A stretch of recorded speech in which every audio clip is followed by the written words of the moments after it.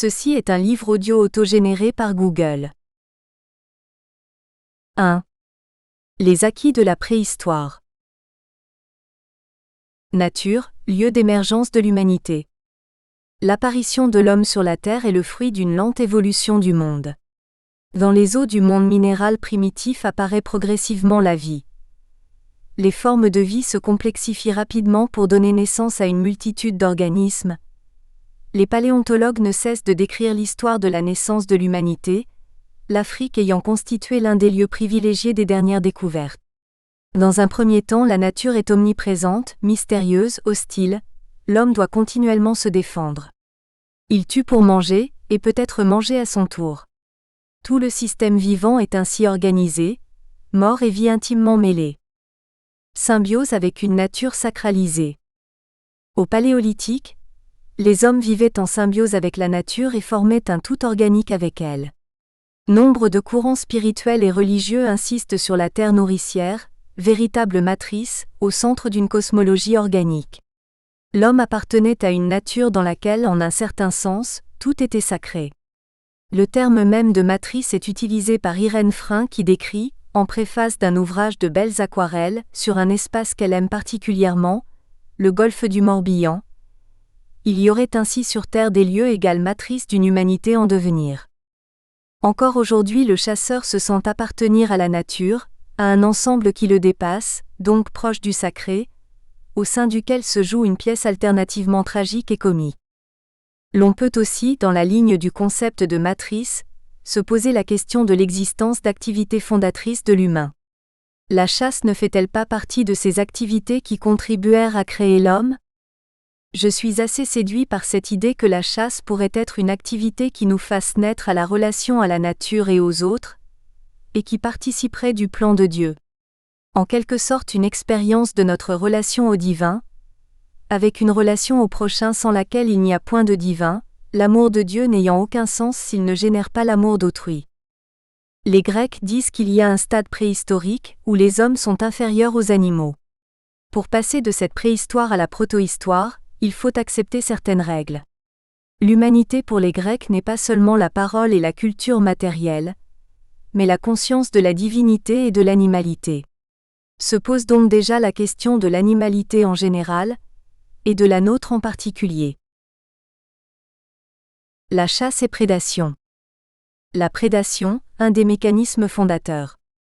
En conduisant à l'émergence progressive de l'humanité, l'évolution fait de l'homme un être biologique complètement intégré à la nature puisqu'il en est issu. Les sciences discutent cependant de sa filiation évolutive. La bipédie serait apparue il y a environ 4,5 millions d'années, australopithèque du type de Lucie. Un tout premier pas vers l'homme, puisque l'Homo habilis qui le premier inventa les outils de pierre vécut il y a 2 millions d'années. Aujourd'hui la science, paléontologie et génétique tout particulièrement, après avoir semblé expliquer la filiation évolutive de l'espèce humaine, hésite sur ce qui distingue en propre notre espèce, et nombre de chercheurs pensent que le scénario de nos origines reste à découvrir. Les oiseaux aussi maîtrisent la bipédie, d'autres primates que l'homme ont des mains préhensiles. De récents résultats de recherche remettent en question la frontière de l'intelligence entre homme et animal. Historiquement, la lignée humaine s'est séparée de celle qui mène aux chimpanzés, il y a plus de 6 millions d'années. Elle est bien identifiée vers 150 000 ans avant notre ère, au sein du groupe des Homo sapiens, lui-même issu d'une lignée appelée les Australopithèques, voire la Lucie de Coppens, découverte sur le rift africain. Quel aurait été le rôle de la chasse dans l'apparition des premiers hommes ? Pierre Corson n'hésite pas à écrire que c'est la chasse qui a fait l'homme. On peut préférer la formule de Serge Moscovici : le devenir chasseur de l'homme est inséparable du devenir homme du chasseur. Mais il suffit de contempler un busard plongeant sur sa proie toute serre dehors, et l'on sait immédiatement que ce n'est pas l'homme qui a inventé la chasse et les armes, mais l'animal. Ce qui n'empêchera pas Schnapp de considérer, que l'on soit anti-chasse ou non, que la chasse a toujours eu une place très importante dans les affaires humaines. Le chasseur ne peut être lui-même que s'il sait lire là où l'animal n'est pas. C'est pourquoi le préhistorien pense que le chasseur a été le premier dans la longue lignée de l'apprentissage de l'humanité, à mettre en ordre des signes que les autres ne voyaient pas. La chasse, même à ses débuts, n'apparaît pas à Verdel, 1992, comme la condition exclusive de la survie, mais va faciliter le développement de l'espèce humaine. D'après les traces laissées sur la denture, les premiers hominiens, un Homo erectus comme le pithécanthrope, se nourrissaient surtout de végétaux. L'homme va consommer progressivement de la viande dont partie pourrait provenir d'animaux trouvés morts, ou de cadavres tués par de grands carnivores. La lignée végétarienne, Australopithecus robustus, s'éteint en effet alors que la lignée omnivore, Australopithecus gracilis, poursuit son développement. Ce n'est donc pas uniquement pour des raisons alimentaires que l'homme va se mettre à tuer des animaux. Est-ce pour des raisons ludiques qu'il descendra des arbres pour capturer d'autres animaux? Certains, comme Hanson Kata, le pensent, mais il est difficile d'en apporter la preuve. L'homme va devenir progressivement un prédateur d'autres animaux. Son comportement s'apparentera à celui des autres espèces de prédateurs. L'homme va tuer des animaux pour s'en nourrir, puis pour d'autres usages, par exemple se vêtir et façonner des outils. Cet acte de prédation humaine est un acte de violence comme il en existe chez les animaux, au sein des systèmes vivants. La prédation fut le mécanisme de survie de l'homme à l'origine de la chasse. La chasse rappellerait donc à la société quels sont les mécanismes fondamentaux de la vie. La prédation est l'un des mécanismes biologiques qui organisent les rapports entre espèces. Mais ce n'est pas le seul. La chasse, un mécanisme de défense. Si l'homme primitif est un prédateur, il sait qu'il affronte des proies qui peuvent se défendre et être dangereuses, et qu'il est lui-même aussi une proie potentielle des grands prédateurs. Il doit donc aussi se défendre. La notion du danger subi est inhérente à la chasse, d'où l'émergence de la valeur du courage qui sera particulièrement encensée durant l'Antiquité, et le rappel fréquent par les chasseurs d'aujourd'hui que la nature est régie par des règles dures. Ce qui ne correspond pas à la vision souvent idyllique qu'en ont des membres urbains des sociétés industrielles d'aujourd'hui. Même si l'animal domestique que l'on aime caresser peut mordre ou griffer et faire mal. L'équilibre avec les mécanismes de coopération. La prédation n'est pas le seul mécanisme biologique à la base de l'évolution des êtres vivants. Jean-Marie Pelt rappelle que les thèses libérales se sont développées sur l'idée que seuls les plus forts avaient une chance de survie, et que les plus faibles n'avaient qu'à disparaître. Elles ont forgé le fameux struggle for life et l'esprit de compétition. L'agressivité, expression de l'omniprésente lutte pour la vie, est indissociable des processus vivants. Le darwinisme, et plus encore le darwinisme social, que n'aurait peut-être pas avalisé Darwin lui-même, a conféré à l'agressivité ses lettres de noblesse. Il en a fait le moteur premier de la vie dans la nature, comme dans la société. Or ce moteur a été singulièrement freiné par la mise en place, au cours de l'évolution, de mécanismes qui atténuent et inhibent, chez de nombreuses espèces, les comportements agressifs. De son côté, par ses cultures, ses philosophies, ses religions, l'humanité a tenté de même, quoiqu'avec un succès mitigé, de réduire les comportements belliqueux si puissants de notre espèce. Partout l'agressivité demeure, mais bridée et contenue de manière à éviter l'autodestruction des espèces vivantes, y compris la nôtre, du moins l'espérons-nous. Par ailleurs, au-delà de la loi de la jungle, face aux comportements agressifs et compétitifs, l'évolution n'a cessé de mettre en œuvre, les équilibrant du même coup, des mécanismes et des comportements coopératifs, créant des symbioses élaborées et d'étroites solidarités entre individus et entre espèces. Le commensalisme, le mutualisme, la symbiose, sont des mécanismes qui illustrent qu'il y a de très nombreux exemples de coopération entre espèces.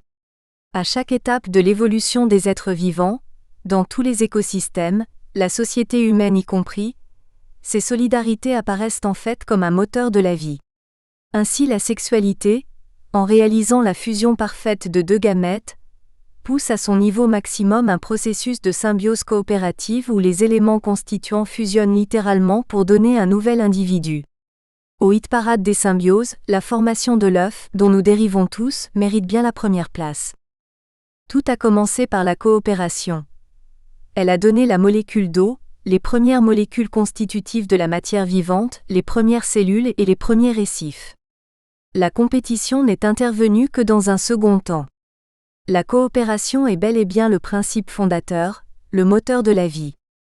En associant une minuscule cyanophycée chlorophyllienne à une grosse bactérie, la vie a construit le maillon de base, la brique élémentaire de la vie, la cellule eucaryote sur laquelle elle a édifié ensuite tout le règne végétal et tout le règne animal.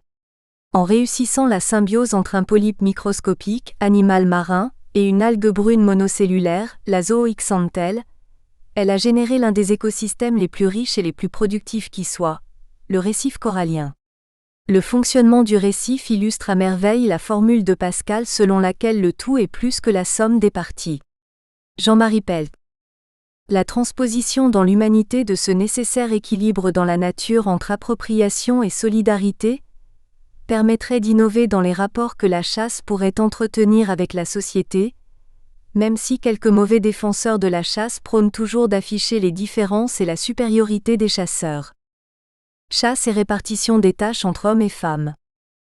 Si l'on ne peut vraiment rejoindre totalement Corson sur son affirmation comme quoi c'est la chasse qui fait l'homme, vu la thèse de Jean-Marie Pelt, on peut affirmer quand même et en quelque sorte que c'est la chasse qui a fait l'homme au masculin.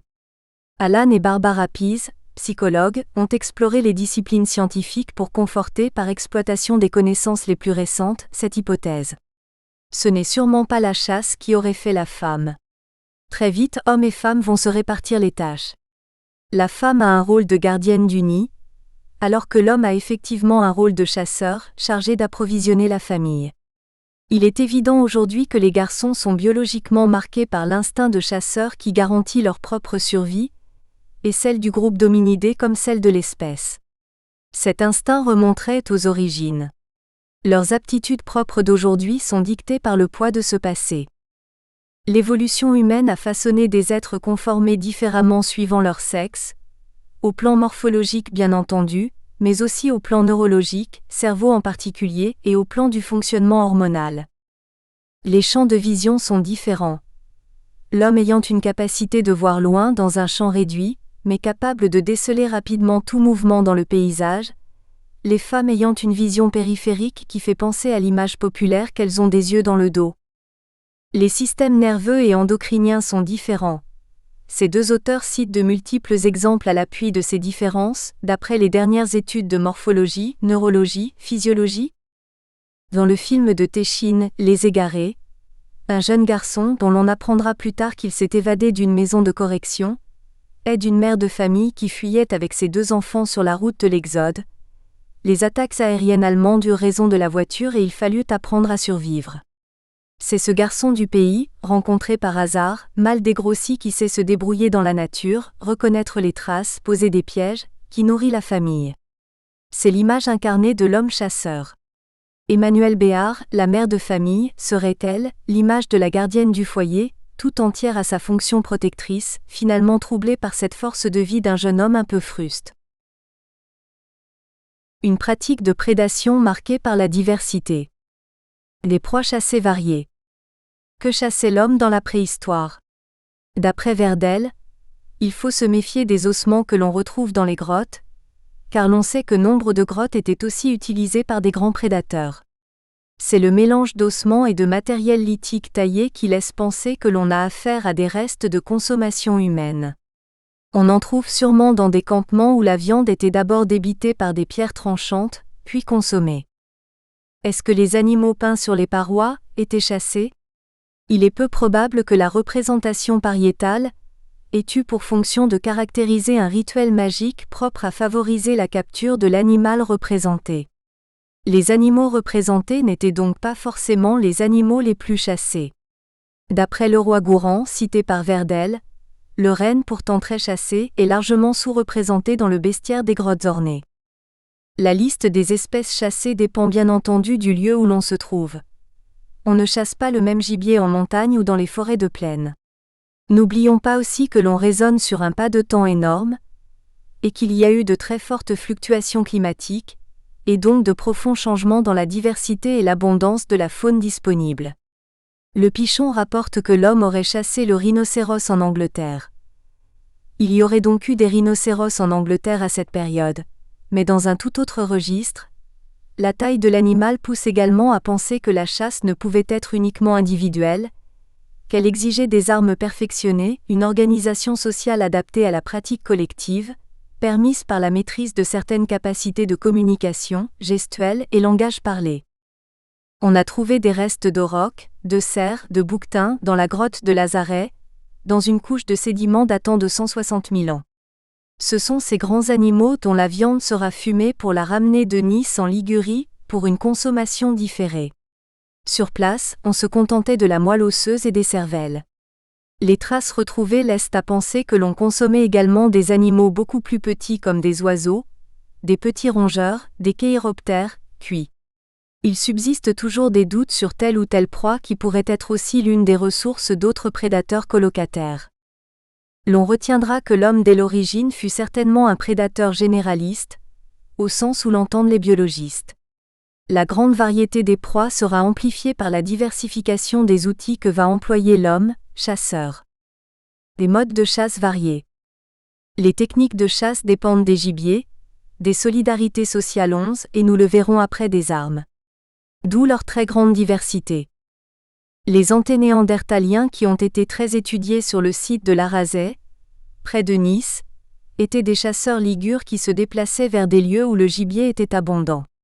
Bernard Lavarini considère qu'il fallait au Paléolithique 200 hectares pour faire vivre un hominidé. Cela donne une idée de la taille du domaine qu'il fallait connaître pour nourrir un ensemble de familles. La viande était fumée, probablement avec des algues, pour être conservée et transportable. Ces découvertes prouvent que nos ancêtres maîtrisaient parfaitement leur environnement. Et à cette époque, il y eut probablement un bref réchauffement de la planète qui dura plusieurs milliers d'années, et explique cette explosion de la diversité des ressources. L'homme préhistorique savait donc s'adapter et se déplacer en fonction de ses besoins, c'était la naissance du nomadisme. L'adaptation est une règle essentielle de garantie de la survie. Les modes de capture dans les temps préhistoriques font souvent appel à des techniques indirectes. Modes divers de piégeage avec recours à des battues, en poussant les animaux soit dans des défilés où les animaux sont plus faciles à piéger ou tuer, soit vers des falaises d'où les animaux font des chutes mortelles, ou encore dans des marais, d'où l'enlisement des mammouths que nous retrouvons aujourd'hui. Capture dans des fosses, mode de chasse encore fréquent dans de nombreuses peuplades forestières actuelles. Ces traques étaient probablement souvent accompagnées d'incendies provoqués de la végétation, pratique encore usuelle en Afrique de l'Ouest, où elles sont couplées aux techniques de culture sur brûlis. 8. À la fin de la préhistoire, la plus grande maîtrise de la nature s'accompagne aussi de progrès dans les techniques de capture. L'on date les premiers enclos de Syrie, Jordanie, Arabie Saoudite, dans lesquels étaient rabattus des troupeaux de gazelles avant leur mise à mort à environ 9000 ans avant JC. Chasse et piégeage apparaissent intimement mêlés dès les origines, bien qu'ils réclament des savoir-faire différents, ce qui amènera à des différences notables dans le rapport à l'animal et à la mort. Le recours à des armes puis au feu. Les premiers outils de pierre seraient apparus il y a environ 2,5 millions d'années, Homo habilis. C'est avec l'Homo erectus que l'on voit la boîte crânienne atteindre 1500 cm3, il y a environ 1,8 million d'années. De nombreux chercheurs ont lié le quadruplement du volume du cerveau depuis nos ancêtres australopithèques, jusqu'à l'Homo sapiens que nous sommes, à un dialogue entre la main et le cerveau dans une progressive domestication de l'outil. D'autres ont invoqué les coordinations nécessaires à la chasse des grands animaux, et donc le besoin de communiquer. Albert Jacquard décrit très bien la naissance de l'Homo faber, le premier qui prend en compte le besoin futur. Cela a commencé, semble-t-il, il y a plusieurs millions d'années avec l'utilisation de galets tranchants permettant de dépecer les cadavres d'animaux et de briser leurs os pour atteindre la moelle et s'en nourrir. Cet usage des galets devient véritablement une technique lorsque les hommes ne se contentent pas de ce qu'ils trouvent, mais les tapent l'un contre l'autre pour obtenir une arête plus tranchante. Cette activité suppose une véritable projection vers l'avenir. L'activité de l'instant est justifiée par un besoin futur. C'est lorsque le premier galet a été façonné que Homo a commencé à devenir faber. Les armes vont progressivement se perfectionner, avec l'utilisation d'autres matériaux que les pierres, os en particulier, leur taille, pointe à cran solutréens, et l'emploi de propulseurs qui donnent de l'efficacité aux armes de jet. Dès 9000 ans avant JC, on voit dans les œuvres artistiques des représentations fréquentes de chasse collective à l'arc. L'arc va se généraliser, mais il faudra attendre le IIIe siècle après JC pour voir utiliser l'arbalète. Plus faible que la plupart des prédateurs qui l'entourent, l'homme s'est donné à lui-même, grâce à ce développement technique, la force qu'il n'avait pas reçue de la nature, il s'est véritablement libéré. Cette possibilité de transformation de l'environnement est telle que l'homme peut être regardé comme un co-créateur de la partie de l'univers qui lui est proche. Oui, la technique est libératrice, elle fait de nous des êtres responsables d'eux-mêmes. Le recours aux outils, donc aux armes de chasse et au feu, vers 700 000 ans, va modifier progressivement le comportement des chasseurs et leur impact sur la nature. Dans le règne animal, où l'acte de prédation se déroule selon des lois ancestrales, les chances sont réparties de façon équilibrée. Mais l'homme a si bien perfectionné ses armes que dans la lutte contre l'animal, l'équilibre des forces s'est nettement déplacé en sa faveur. L'homme est si mal pourvu dans le combat avec d'autres bêtes sauvages, absence de griffes, pas de fourrure épaisse, une denture mixte, que l'arme est devenue le véritable habit du chasseur. Sans ces armes, l'homme est nu 13. D'où l'engouement de tous les Nemrods, même encore aujourd'hui pour les catalogues spécialisés ou les longues stations chez les armuriers et autres commerçants spécialisés. Le développement progressif de l'outillage de pierre a facilité sans aucun doute la chasse et le dépeçage, permettant ainsi une valorisation de l'animal autre qu'alimentaire. Il a permis de se vêtir peau, fourrure, tendons, offert du matériel haut, fanère, destiné à de multiples usages, dont la construction d'abris, de flèches, de pointes de harpons, points, etc. La capacité des hommes à se doter d'outils, à développer une technique, est directement liée à leur capacité à prendre en compte l'avenir. C'est l'une des définitions de l'homme, bien que considérée comme insuffisante par de nombreux chercheurs. L'espèce qui sait qu'il y aura un demain alors que les autres ne connaissent que le passé et le présent. Par ailleurs, comme le signale Dominique Bourg, la maîtrise du feu a fait de l'homme le seul animal apte à prélever dans son environnement de l'énergie sous une forme autre qu'alimentaire. Voilà bien des débuts d'éclaircissement sur la distance homme-animal, et des perspectives, car la technique peut être libératrice mais aussi destructrice de ce qui nous est nécessaire.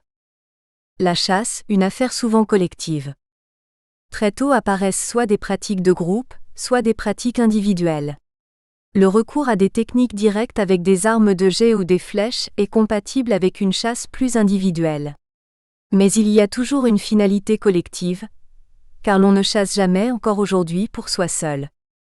La chasse collective sera facilitée par la naissance de la communication interindividuelle et du langage, qui vont accroître l'efficacité des efforts de capture.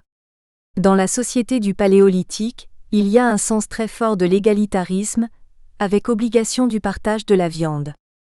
La première forme d'appropriation sera une forme d'appropriation communautaire.